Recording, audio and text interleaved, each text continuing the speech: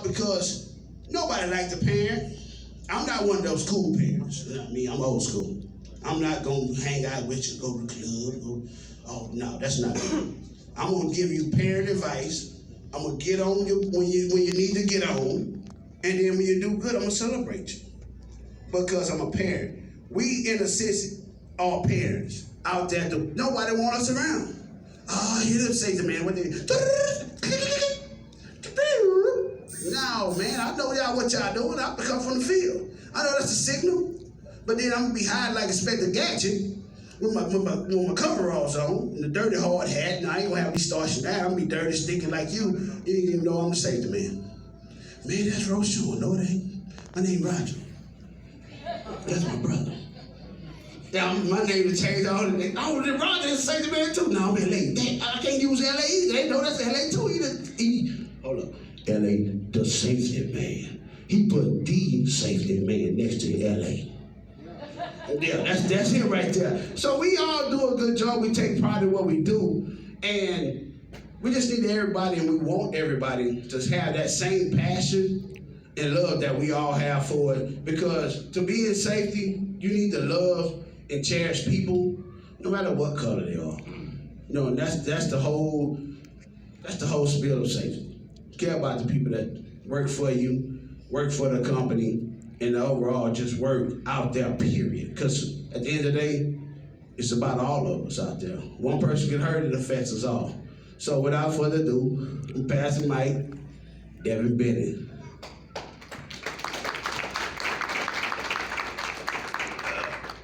Y'all give it up for Roshawn one more time. Come on, y'all can do better than that. Power of social media. So, I'm thankful first and foremost to be up here speaking on behalf of safety. Roshawn did an awesome job. By show of hands, who is 10 years or less in safety? 10 years less. I feel like a DJ. Hold on, music stop. Okay. 5 years or less. Show of hands. 5 years. 1 year. Who has never been on a safety job? I'm not trying to embarrass you. Never been? Never been? You have the best seat in the house tonight. All right, so let me give you a little bit about myself. As you can see, they chopped my head off, but that's me up there. It's when I was modeling about 5 years ago. I'm lying. All right, but my name is Delvin Bennett. I'm originally from Galveston, Texas. I'm what you call the journeyman. I bounced around from company to company, did a little bit of pipeline work, company called Sunland Construction. I was all over the United States, traveling Kentucky, Mississippi, Chicago, Illinois. I traveled a lot. I lived out of a bag, literally, a Walmart bag at times. And first got started in safety 2012. And so at the time, I didn't have any connects, didn't have the experience. How many of y'all been to an interview, they looking for people for experience and you're just not that person? And sometimes you feel like you gotta lie a little bit, right? Come on, shake y'all big heads, y'all know what I'm talking about. So, I didn't have the experience, I didn't have no kind of connects, I didn't have the money at the time, and I didn't have no support at all. My wife is right here, she gave me permission to say this, but I didn't even have support from my wife, talking about taking $1,000 out to take a CSST course, and we only had like $1,100 in the bank.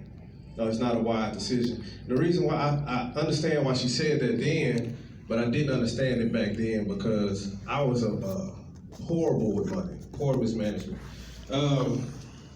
So everybody say this to me, say one person. Come on, say it like you mean to say one person. One person. That's all it takes in safety for one person to be a blessing to you, to have a connection, and one person to give you a shot. And so that one person, and I wish he was here today to acknowledge him, but his name is Chris Laster. Anybody know Chris Laster in here? Chris Laster, and what I'm about to tell you is so important, especially you guys that's never been in safety. Chris Laster, I met him at a family gathering one time, and so he was like, man, you interested in getting into safety? I was like, yes, sir. It's like, all right, meet me at a particular restaurant at a certain time on a certain day, and he picked the most odd day out of the week, Thursday. Like Thursday, what do on Thursday? So I adjusted my schedule. Thursday, I met him at that restaurant. He told me to be there at 4:30. I got there at 4 o'clock, just to peep the scene, check everything out. So that Thursday, we talked. I brought my resume out. By that Monday, I had a job. I was going out of town.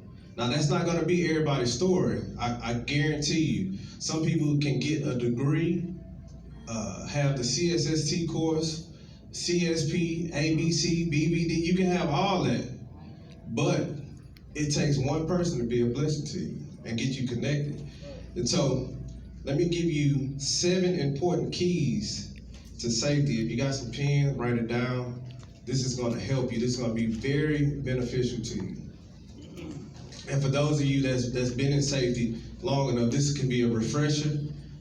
You may already know this, but I guarantee you, one of these guys up here, these gentlemen up here, are going to tell you something that you're going to need in the future. Number 1, the first thing, in order to be a good safety man, sacrifice. Sacrifice. That's number 1. You got to be willing to travel. I was just talking to Darian earlier. Where you at right now? You said Louisiana? Yeah. Louisiana, he here for a couple of days, may go to California. You got to be willing to travel. You got to be flexible. You got to be flexible. You got to be willing to be away from your family at times. How many people in here married? Oh, Lord, we're going to have to do counseling after this. The married folks say, all right? Okay, you got to be willing to be away from your wife and kids at times. You got to be willing to come into work early and stay late. You got to be willing to take a low hourly rate at times. Talking about sacrifice. Number 2, seek guidance. And on the side of that, put mentor. Get you a mentor. Every successful safety has a mentor. I guarantee you, somebody that pulled them in and showed them stuff. And there's nothing wrong with just having a CSST, but I guarantee if one of y'all make a post on Facebook right now, everybody has CSST. Go higher than that. And that mentor is going to challenge you to do better. And then also with seeking counsel, get you a team. I have I wish I had my phone. I don't have my phone by me, but I have a group message with guys that we encourage each other. We tell each other when jobs coming up, and so with having a team, man, it's so important. They keep you in the loop of things. But again, say one person. One person. Come on, say it louder. Say one person. One person. You can't get everybody on though. As you grow in your career, just as well as one person can be a blessing to you, one person can be a burden to you. You get them on your team and that mess up your whole credit, your name, and you'll never be able to be good in safety again based off one person. Number 3, serve and support. I like this one. Serve and support. Oh yeah, I gotta catch this right here. You're not out there to be a cop. I know Roshawn said that earlier, but you're not a cop. If you want to be a cop, go sign up for, GPD, LMPD, Webster. You out there to serve the people. The greatest man that walked this earth said, if you desire to be great, you must first learn to serve. Serve. Mm-hmm. You're out there to meet their needs. Every time I have a safety meeting, I sit up there and I talk with the people.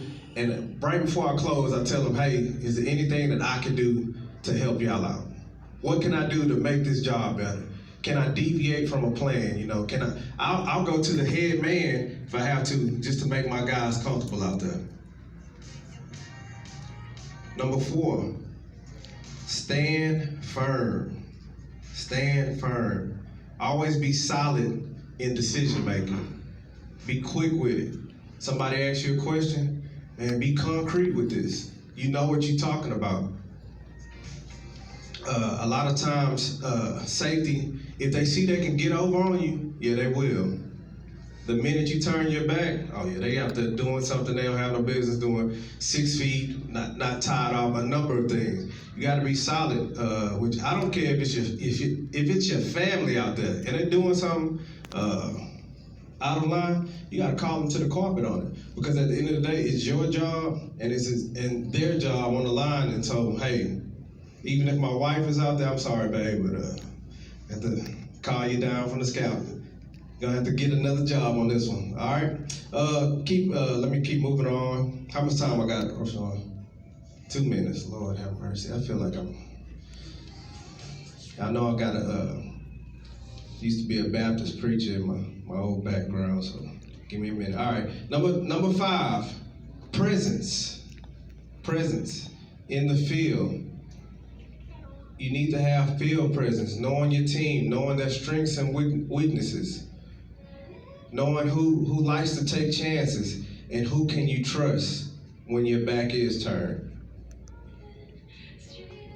And when you're out there in the field, don't be on your phone as much. I know we have the leisure to be on our phone, but don't be on your phone as much.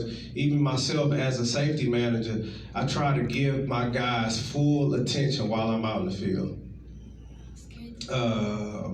Number 6, presentation. Once you become a safety personnel or professional, always come to work looking presentable. Tuck your shirt in, have your pants ironed, smell good. Don't come to work looking like a bum, I'm sorry. Well, that's for his disguise. That's Roderick, not Rashawn. But come to work presentable. You're a leader out there, and anybody that's a leader in supervision, you want to look like where you're going, right? I almost said amen. Amen? Amen.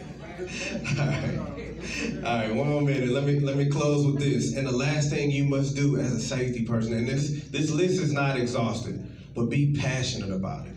Be passionate about it. Leave work every day knowing that you made a difference in somebody's life. That's my time. Any questions for me? My resume is right here. Can you scroll up real fast? My email.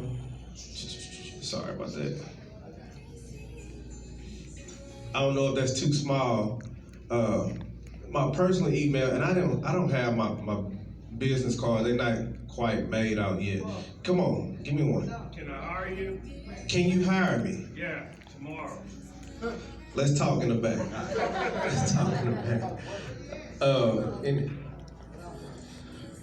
it's right there. Okay, so that's my email address. If you do email me, I will email you my work address, and we can chat offline. I'm willing to help anybody. I just got into, like I said, I was in Austin. I was a journeyman. Now I found a home in Austin Industrial, and they named me the manager about 3 weeks ago, so I'm excited about that. So, any other questions? Come on. Oh, that's a great question. I'm glad you asked that. I'm gonna be honest with y'all. The reason why I got into safety was because my back was against the wall. Being a man of the house, a wife, 2 daughters, I had to find some money. And so I got into it for money. But years down the line, I started growing. I started taking classes. I would take trips to San Antonio weeks at a time to take OSHA classes and different certifications. I got into safety for money, but I'm in safety because I care about people. Amen. All right. That lady, it's on you. Oh, man. It's going to be hard to go behind that guy. Wow. How y'all doing today? Right. Thank y'all. I like to interact with the group. I just don't like to stay in the front, be on the podium. I'm just like y'all in the field. I got a quick exercise I would like for us all to do, please. Can everybody stand up for a moment? Just for a brief second. Brief second. I won't hold you long. Find somebody that you don't know and greet by first name. Somebody you don't know. I don't want nobody to sit next to you that you can't with. My name Find is somebody you Aaron. don't know. My name is Aaron. Jeremy. Get a complete stranger to you. All right. My name is Everybody Aaron. good? Roger, I know you way back in America. Aaron. Oh, sorry about that, Aaron. All right. Everybody met each other, right? Amen. All right. This is for the people that don't know, the reason why I have us doing that is to get us out of our comfort zone, right? People always say, hey, I'll be your brother's keeper, I'm this, I'm that, I'm gonna help you, I'm gonna do this. Realistically, nobody's gonna help each other. Why? Because there's no connection. Y'all agree on that? If Yep. I don't know something about you, you think I'm gonna come 9 times out of 10 say anything to him? I'm gonna tell you, how you doing? That's out the blue. But if I have a connection with you, just simple name, what background you come from, or anything, that would help us, right? Y'all agree? We are creatures of habit. Everybody go to the same Walmart, everybody go get the same haircuts, beauty salon, whatever it may be. Is that correct? Sometimes we do the same path home, is that right? So us as being creatures of habit, it's very hard to say. I hear all the time, over 25 years I've been in this plant business. I hear people always say, I'm being brother's keeper, I'm gonna help you, I'm gonna do this, yada, yada, yada. Realistically, if there's no connection, we won't help each other, right? So when I see people, you need to meet each other. How you doing, young man? How you doing? I work with a lot of people in this room. A lot of people tell you about my background, how I treat people. I'm a low-key kind of guy. I'm not big on telling people what I do. I'm kind of low-key. I kind of let you figure out your own deal. I just want us to help each other, work with each other. That's why I got us to merge with each other. I made this to talk to each other so it can be an even playing field in here. I don't want nobody to leave, okay, it's over with, let's go. But if I feel like if I break the ice with each other, when we get ready to network after this, we'll be a lot better. Y'all agree on that? So this is what we need to do. This is a disconnection in the world. This is a disconnection in the safety in the construction business. Y'all agree on that? How many times we walk past somebody like, well, I don't know him, I don't know her, right? Let's be real. Even when you're at Walmart anywhere, nobody really speaks to each other, do they? No. That's called a disconnection. If we really reach out and help each other, everybody in this room should always stay working. Y'all agree on that? Why? Why should we stay working? What's happening? What's gonna make that happen? Got a network connection, right? So if we all come from a different walk of life, we all got different knowledge, we all got different experience, just help each other and really break that wall, that ice wall that's imaginary, but it's real for the folks that's been out here. Give each other a chance without judgmental. One more exercise before I close. Everybody close your eyes. Let's follow me for a minute. What do y'all see? 5 people, give me an answer. Nothing. I call that a blank canvas. You got me? Follow me. A blank canvas. Sometimes we need to say, how you doing, young lady? How you doing, sweetheart? Without judgment. Y'all agree on that? Sometimes we need to have a blank canvas when we deal with each other. Just in the real world, just at work, anywhere. So much of us got a judgmental part. Oh, well, he been doing 8 years, he been doing 2 years, and that's such and such friend and all that. At the end of the day, just go hypothetically right quick. If something happened right now here, do you think whatever happens is going to distinguish, hey, you're a project manager. Oh, she an office lady. Or you think it's going to take us off? What do y'all think? So this is why I try to bring people down to the same level. We all here together. We need each other to survive, whether we like it or not, you know? When I got into safety, it was a good question at the end of the last one. I'm gonna close on this. The guy said, well, how you got into safety? That was an excellent question I just heard. How I got into this because I did safety meetings, right? I was baller baker welder, that's my craft. I was baller baker, I go to safety meetings. The guy said, man, you got good feedback, LA. You gotta be a good safety man, you don't think about it. LA said, no, I'm good. I don't wanna do that, I'm good, I'll make good money, I'm fine. So he kept telling me, every other day, he was like, LA, you be good at safety. He said, man, everybody like you, man. You get along with everybody. I said, yeah, whatever, you know. That was normal for me because I was grown up in a melting pot, right? Right. I don't see this. I'm colorblind. So I deal with everybody. You know, most times we go to job site, we got one group over here, one group over there, one group over here. I call it blend deal with everybody because that's how I was raised. I was fortunate to have that. But I was unconscious of that. That was a key ingredient of being a safety man. But he saw that in me, thankful to him. He kept pushing me. I did a job, and I met a gentleman. He said, you guys want to buy some football numbers one day? And I kept watching him on the job. I was like, man, what would he do? He was riding around. He was nice and clean. He said, I do safety. I said, man, where does safety stuff keep coming from? Why does it keep coming up? You know how stuff coming up, you're like, man, what's really going on here? It's one of them deals. So I followed that guy. After we talked, he mentored me. He showed me a lot of things. And I passed it along to the folks that work with me. And I never looked back. But if it wasn't from that gentleman at that point saying, man, you know, you've been a good safety man, you know, you got good feedback, I never was thinking, I never wanted one of those guys on the job to say, hey, I want to be a safety man. You know, listen, I was one of those guys that always said, man, if I was a safety man, I wouldn't treat people like that. Yeah. Because we had some particular safety, and y'all already know that's been in the field. It was kind of a cop. They were treated bad, kind of had us a little rough. Hey, I can take y'all to the gate. So unconsciously, I was saying, I was already developing myself to be this safety man. Ironic as that is.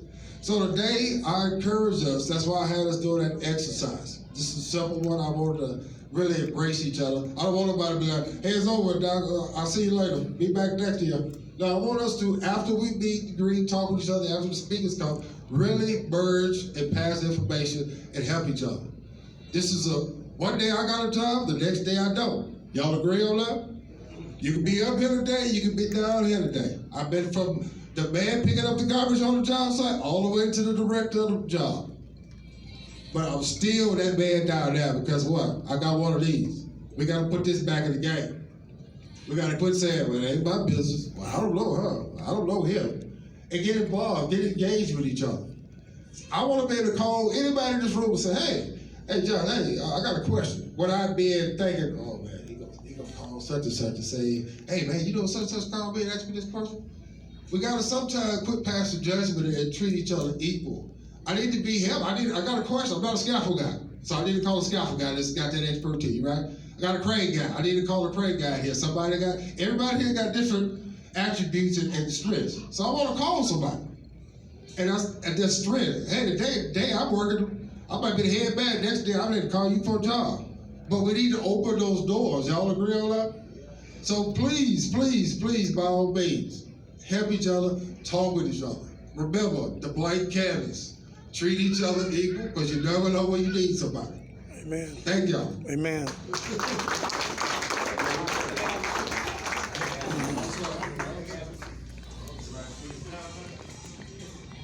You next.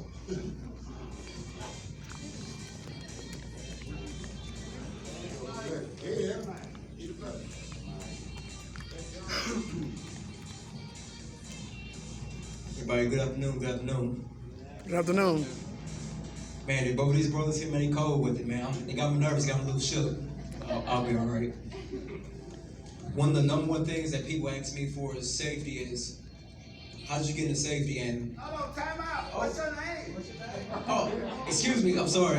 My name is Orlando Archibald. Just a little bit of good news. I've been promoted to a safety manager with my company Excel, so I just got the news 3 days ago. So don't clap for me, I'm going to go to North Dakota. It's going to be very, very cold. I want to stay close at home, but like Devin said, we all got to make sacrifices, right? But a lot of people will ask me, how do you get into safety? And, if you are a safety professional, you look at it from a different light. Some people might take offense to that because people assume that you're not doing anything. And that's what, some people will come to me and say, oh man, you're a safety man, you're not doing nothing, how you get into safety? And little do they know, there's so much that goes on behind the scenes to keep you safe that people forget why they're even here to begin with. Because if I have to remind you day in and day out why to be safe, that means that you don't care about your own safety. I'm gonna tell a quick story about how I got into safety. It was 2011. The man who's hosting the event, that's the same gentleman who got me into safety. I was going to school at College in the Mainland, and I was going to enroll for process technology. I'm real good with my hands. I like mechanical work. I wanted to be an electrician in high school, but due to low budget cuts coming from Lamar, Texas, they started to shut down those programs. It wasn't really a place for us to go. So I was always the type of person in high school that was like, you know what, if I choose a career, I never wanted to be that student who has to jump from a profession to profession to profession. I don't like it. I'm wasting my money. I'm wasting my parents' money. I want to pick this one thing, be good at it, and that's it. Surprisingly, I picked safety. Now, how I got into safety was I was in the gym. I wish Roshan was here because he would remember this. But I walked to the gym. I was working as a student to work at the gym. And Roshan, he seen me. He said, what you doing here? I said, I'm working in the gym. I'm trying to enroll for process technology. He asked me, how about safety? I'm like, I don't know nothing about no safety, man. What is that? So he basically hyped me up, and he took one of the 7 keys to safety that Devin was talking about, which is mentorship. He said, hey, safety, process technology is cool, but you get a chance to talk to people, you get a chance to move around, interact, you get a chance to make a difference in people's lives. And I'm gonna pause right there because I've always been a person that cared about other people, and I've always wanted to help people, but I never knew how. So safety was a platform I could use to learn something and to extend my expertise. So moving forward, he said, this is what we're gonna do. He said, meet me in the parking lot. I'm gonna take you to the safety building, and he made sure I enrolled that day. And after that, I got in the classroom. I sat in the classroom to pursue my degree. I sat and I looked at the book. I'm reading it, and they talking about cranes, hoists, lifts, turn signals. I didn't even have a clue what they was talking about, so I could never make that connect. So what I did was I took a semester off. I said, if I'm gonna take safety seriously, I gotta know what am I looking at? Why am I here?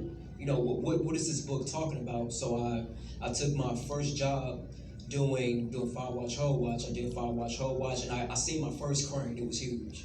I seen my first man lift. Like, oh man, that's cool. I'm over here looking around scared, because they preaching safety, but you didn't understand why safety was so important to actually get there. I stuck with it, and I want to tell you guys the most important thing of why I stuck with safety. I moved to Texas when I was 12 years old, so I was separated from my brother and my sister, and I haven't seen my sister in 10 years. And I stuck with safety. It was cool. I was still discouraged. I kind of wanted to drop out, but I wanted to be committed. A long story short, I went to my first ASSE meeting, and the location was Chicago. And the first idea, I called my mom. I said, hey mom, I'm coming to Chicago. Tell my sister I'm coming. Tell her I'm coming. I finally get a chance to come home. And she was excited. My sister was excited. And man, when I got a chance to make it there, all my friends, they wanted to go party, go drink. I said, I'm gonna stay here. I didn't tell them why. I didn't want to spoil their fun, but I was gonna see my sister. 10 years later, I never got a chance to watch her grow. I missed all those years to talk to, to hug her, to show that, hey, I made it. I'm making something. I'm doing something. If I can make it from a small town of Lamar and come all the way across the states to come see you, anything is possible. And this is before I actually got my first safety job. But just this little much of the what if of what this profession can do for you changed my life. I stuck with it. I went to get my associate's degree, couldn't land a job. I was like, man, I came too far now, I gotta keep on going. Got my bachelor's degree, still no phone calls, but I took a break to get my CSST, because how many people got their CSSTs? Show of hands. So like I told one of my friends who asked me how I got into safety, everybody and their grandma got their CST. Everybody got a CSST, but who has that bachelor's degree? Who has that master's degree? Who has that that ASP, that CSP? Who has that? And I say that to say this: be above the competition. If you don't have the intentions to be the best of the best, why are you wasting your time? I'm gonna be honest with you. I came here to be the best. My current crew is an all Hispanic crew, and I actually take the time to learn Spanish so that way I can communicate with them, because I feel so guilty speaking strictly in English and they don't know what I'm talking about. I try to either get a translator, or I try to articulate my point of view the best way I can. So safety means a lot to me, not because of the money, because of how safety changed my life. Roshan changed my life. My sister changed my life. This industry changed my life.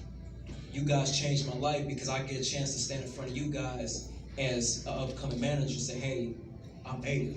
I'm a hero to somebody. Everybody in this room is a hero to somebody. You guys mean something to somebody.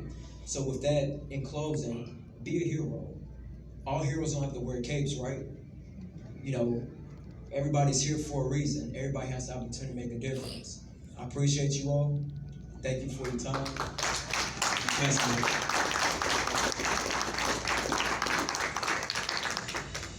All right, good evening. So as a safety professional, you gotta be prepared, right?